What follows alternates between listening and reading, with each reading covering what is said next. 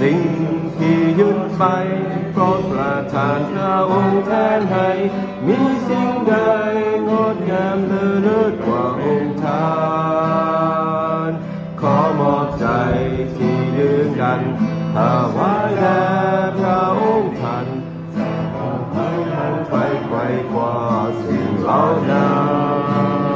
นเพียงทุกความทรงจำค่าให้มีความรักพระองค์เล่าล้อมใจวิญญาณชอบช้ำของข้าเพียงสอดคล้องงามพระทัย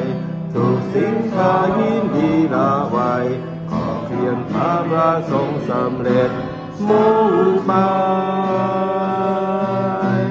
รักของพระองค์ล้นคือข้าจึงยอมให้ข้า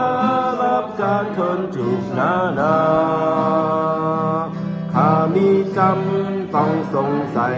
ขอเพียงเชื่อพึ่งวิเดชไว้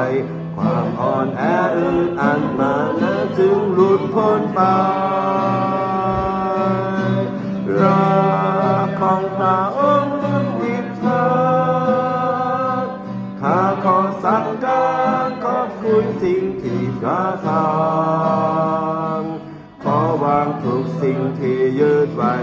ใจเดียวฟังเสียงงามพระทัยสงบนิ่งในสันติสุขสองหายรักของพระองค์ล้วนเพื่อข้าจึงยอมให้ข้ารับการทนทุกข์นานาข้ามีจำต้องสงสัยขอเพียงเชื่อพึ่งวิเดชไว้ความอ่อนแออึดอัดมานะจึงหลุดพ้นไปรักของพระองค์ไม่ผิดพลาดข้าขอสักการขอบคุณสิ่งที่ประทานขอวางทุกสิ่งที่ยึดไว้ใจเดียวฟังเสียงงามพระทัย